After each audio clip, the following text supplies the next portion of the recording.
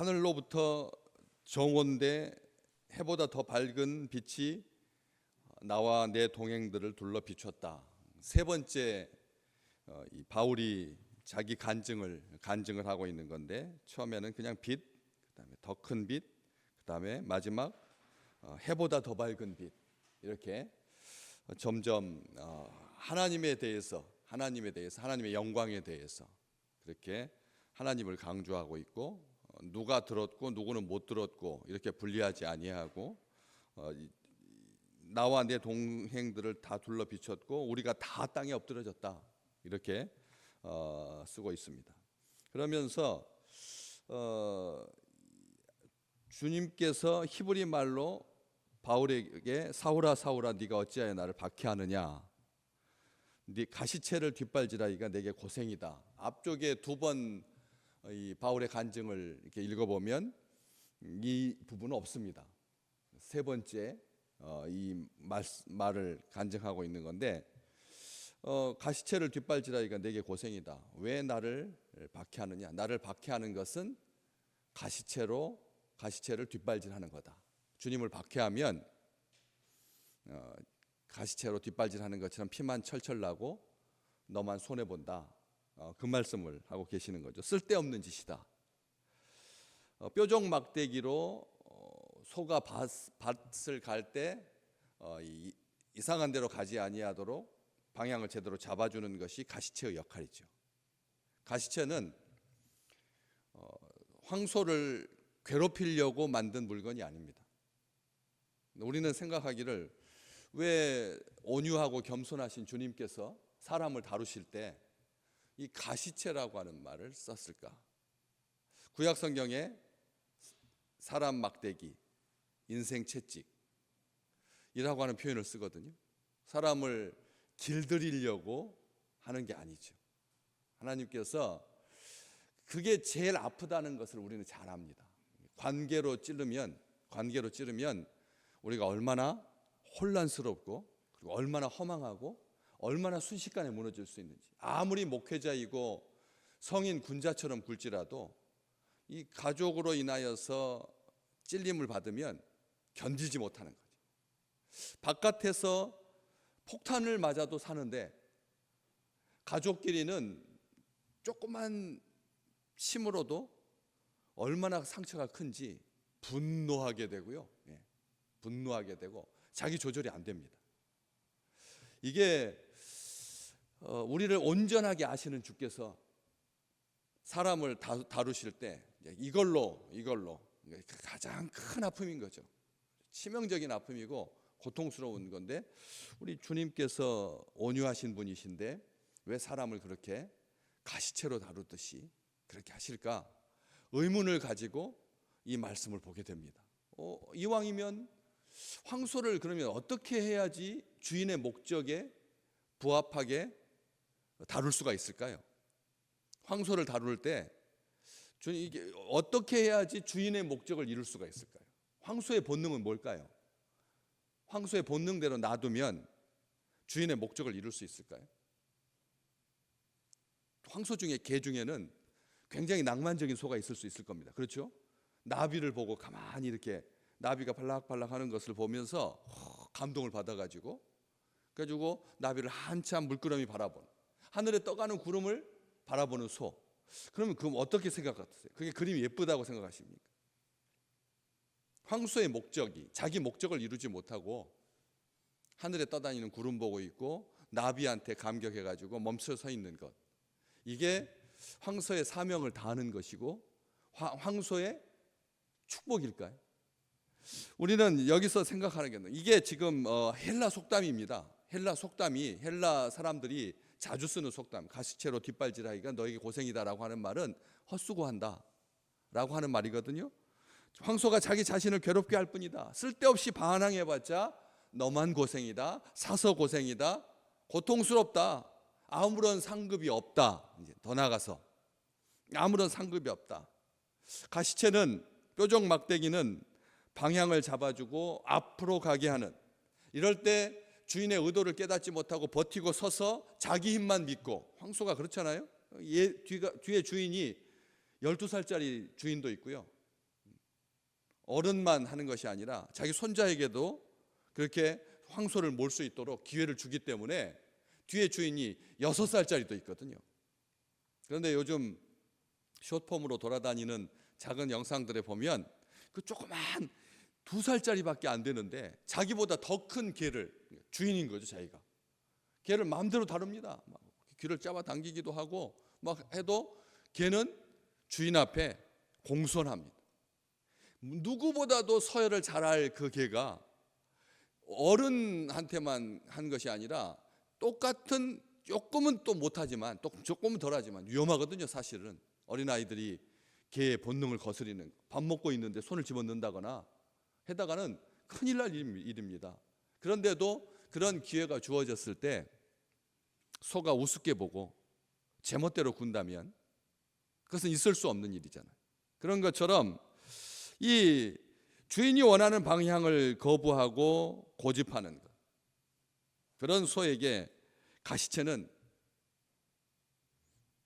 뒷발질하는 것은 괜한 고생하지 마라, 시간 낭비, 에너지 낭비, 기력 낭비 한다는 것이죠. 그런데 이 가시체의 역할이 성경에서 몇 번 등장합니다. 사도행전에서만 금방 확인할 수가 있죠. 앞쪽에 스데반이 돌에 맞아 죽어갈 때 했던 그 말을 듣고 사람들이 어떻게 반응했죠? 그 마음에 찔림을 받았다. 마음에 찔림을 받는다. 가시체가 단순하게 소를 괴롭히기 위해서, 주인의 권위를 내세우기 위해서 강압적이고 압제적이고 그런 목적으로 가시체가 존재하는 것이 아니라 양심을 찌르게, 양심을 찌른다. 양심을 찔러서, 그래서 사람들로 하여금 형제들아 우리가 어찌할꼬, 어떻게 해야지 우리가 구원받을 수 있겠습니까? 회개하고 복음을 믿으라, 세례를 받고 예수를 영접하라, 그런 말씀 앞에 서게 하는 것처럼 양심의 찔림을 받는 것이죠. 이것을 잘 보여주는 말씀이 히브리서에 우리가 잘 알고 있는 하나님의 말씀은 좌우에 날선 어떤 검보다 예리하여 어떻게 예리하여서 뭐 하는데요? 관절과 골수를 찔러 쪼개기까지 하는, 가시체의 역할이 우리를 괴롭히려고 하는 것이 아니라는 거예요. 사람 채찍, 인생 막대기가 하나님의 사람들을 괴롭히려고, 무너지게 하려고 하는 게 아니라는 거죠. 인생으로부터 큰 교훈을 받습니다. 우리가 많은 경우들을 대하잖아요. 우리가 이 초유의 시대를 삽니다. 우리가 이렇게까지 장수하는 시대를 살아본 적이 없었습니다. 그래서 30년 주기로 돌아가던 인생이었는데 이젠 100세 시대를 살다 보니까 앞서가는 분들도 헷갈리는 거예요. 나이가 많아서 내가 은퇴하고 나서 100살까지 살 줄을 어떻게 알았겠습니까? 그렇기 때문에 앞서가는 분도 낯선 길이고 뒤따라가는 자들도 낯선 길이, 세대마다 다 아주 당혹스러운 그런 속에서 인생 채찍, 사람 막대기가 사람을 무너지게 하려고 하는 목적이 아니다라고 하는 거죠. 뒷발질하는 것, 똑같이 이스라엘 백성들도 스데반의 말 앞에서 이를 갈고 큰 소리를 지르고 귀를 막고 일제히 그에게 달려들어서 성 밖으로 내치고 돌로 쳤다, 이렇게 기록하고 있거든요. 자기들이 죽을 줄 모르고 그런 일들을 자행한 것이죠. 뒷발질 하는 것에 1차적인 증상이 나옵니다. 1차적인 증상이 뭐냐면 눈은 떴으나 아무것도 보지 못하는, 9장에서 처음에 사울이 바울 되기 전에 그 가시체를 뒷발질하니까 무슨 일이 드냐면 몸에 병이 든다는 거예요. 앞을 보지 못하게 되는 거예요. 볼 수가 없게 되는 겁니다. 우리가 하나님의 말씀 순전하게 잘 받고 계십니다. 그런데 이 말씀이 오늘 나에게 주신 말씀으로 들리지 아니하고 옆에 있는 사람, 나를 괴롭히는 사람, 망해야 될 사람, 혼나야 될 사람, 그 사람을 향하고 있다라고 생각하는 순간 그 말씀은 나에게 어떻게 된다고요? 몸이 아프게 된다. 몸이 아프게 된다. 이것은 일반화가 아닙니다. 말씀을 제대로 듣지 않으면 죽는다, 다리가 꺾인다, 교통사고 나간다, 접촉사고 난다, 이 말을 하려고 하는 것이 아닙니다. 이 말은 분명하게 봐야 됩니다. 눈을 떴지만 아무것도 보지 못하는 것. 오늘 22장에서는 두 번째에서는 내가 땅에 엎드려졌다. 내가 땅에 엎드려졌다. 그런데 오늘 본문에서는 우리가 다 땅에 엎드려졌다. 이렇게 쓰고 있습니다. 땅에 엎드러진다는 겁니다. 넘어지게 된다는 겁니다. 넘어지게 된다. 선줄로 생각하는 거죠. 내가 하나님 말씀 없이도 내 의지를 가지고 내 결심 가지고 오늘 하루 정도는 버틸 수 있다. 이것보다 더 위험한 생각이 어디가 있을까요? 하나님의 백성들에게 이 생각은 스스로를 무너뜨리는 생각이라는 거죠. 그래서 하나님의 말씀 앞에 뒷발질하면 눈을 떴으나 보지 못하고 그리고 땅에 엎드러지게 되고 그렇게 넘어지게 된다는 거죠. 너만 고생이다. 우리가 이 생을 살아가면서 이 뒷발질하는 것이 우리가 생각할 때 하나님을 대적한 적은 없지 않습니까? 우리가 주인의 뜻을 거역하고 함부로 행하지 않지 않습니까? 우리는 하나님의 말씀에 순종합니다. 하나님의 말씀을 어저께 말씀 드렸잖아요. 그의 계명을 지키는 자는 내 안에 있다. 나의 사랑 안에 있다. 주님께서 말씀해 주셨습니다. 그의 말씀을 지키는 자는 우리가 주 안에 있다라고 하는 것을 우리가 스스로 알 수 있다. 놀라운 말씀입니다. 우리는 주님의 말씀을 듣는 자들입니다. 그런데 그거 말고 한번 가만히 생각해 보시죠. 우리가 뒷발질했던 것이 뭐가 있느냐? 내 결단과 상관없이, 결심과 계획과 상관없이 오히려 이 뒷발질하는 것은 역행하는 이 가시체가 우리에게 그 양심을 찌르게 하고 우리의 영혼을 각성시키는 놀라운 복이라는 것을 우리는 다시 한번 보게 돼. 왜 사울이 다시 눈을 떴을 때 영적인 세계를 바라볼 수 있게 됐잖아요. 과거의 육신은 감겼고 과거의 육신은 땅에 엎드러졌고 과거의 육신은 쓰러졌을지 모르지만 하나님께서 그것을 은혜의 기회로 삼아 주셔서 그래서 어떻게 됩니까? 영적인 삼층천까지 바로 세상에 다른 사람들은 보지 못했던 하늘의 그 신비한 비밀을 볼 수 있었던 것처럼 우리 믿음의 백성들에게 가시체는 우리를 양심을 거스르는 본능을 막 거스르게 하는 그런 것으로 역할하는 것이 아니라 영적으로 우리를 온전하게 해주시는 하나님의 사랑의 방편이라는 거죠. 우리가 사랑의 매라고 하는 말도 쓰지 말라. 요즘은 그렇습니다. 얼마나 어려운지 모릅니다. 초등학생, 그 다음에 중고등학생, 대학생들 그 자녀들을 다 양육하는 교사들의 입지가 정말 바늘 위로 걸어가는 것처럼 어려운 시대를 살고 있습니다.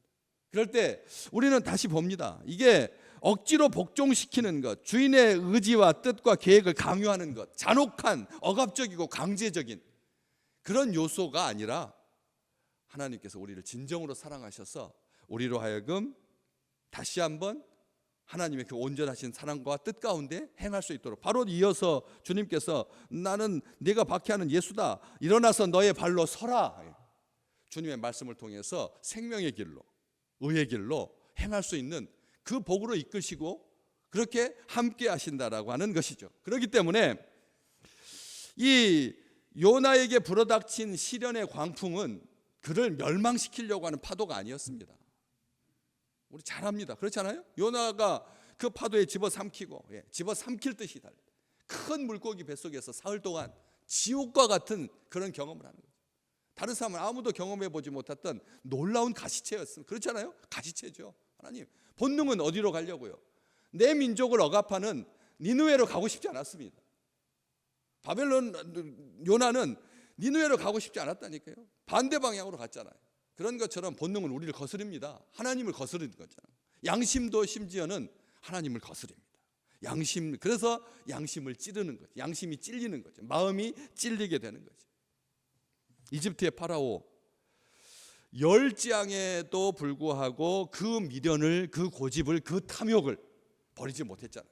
가시체가 그렇게 했는데 은혜 받을 사람은 요나는 돌이키지만 바로는 돌이키지 못해서 자기 군대와 함께 멸망하고 맙니다. 영원히 멸망하고 죽음의 길을 가고 말잖아요. 매를 버는 그런 하나님을 향하여서 가시체를 도끼눈을 해가지고 하나님을 향하여서 분노를 막 표출하고 자기에게 근을 주던 그 박넝쿨마저 하나님께서 뺏어가니까 이 가시체 앞에 요나는 어떻게 대응합니까? 몹시 화를 냅니다. 하나님 앞에 내가 죽어도 좋습니다. 하나님 앞에 막 역정을 냅니다. 이러한 것들 밥 안 먹으면 나만 고생입니다. 집 나가면 뭐 고생입니다. 우리 잘 알고 있습니다. 그렇기 때문에 독초와 썩은 물에 미혹되지 아니하도록 하나님께서, 독초와 썩은 물에 미혹되지 아니하도록 하나님께서 그 가시체를 통해서 돌아오게 하시는 은혜가 오늘 또 우리 믿음의 백성들과 이 나라에 가득하기를 소망합니다. 베드로가 외칠 때 3,000명이 회개하고 죽게 돌아왔을 때 병든 자가 치유되고 사마리아의 복음이 전파되고 하나님과 함께 계신다라고 하는 뚜렷한 증거들이 나타났던 것처럼 그것을 그냥 가시체로만 여긴다면 그것은 은혜 받은 사람의 삶이 아니다라고 하는 것이죠. 십자가에 죽어 가시면서 예수께서 그렇게 다 이루었다라고 말씀하시고 하나님 앞에 참된 안식을 누릴 때 사도 바울, 이 바울은 자기 최고의 길, 엘리트의 길, 명성의 길, 평판의 길, 유망주의 길, 기대주의 길 달려가는데 아무런 평안이 없었거든. 하나님을 향해서 열심을 다한다고 생각했는데 이게 오히려 하나님을 향하여서 가시체를 뒷발질하는 것이 되어서 결국은 한순간에 모든 것이 무너질까 봐 조마조마한 그런 인생을 살아갈 때 하나님께서 성령의 능력에 굴복할 수 있도록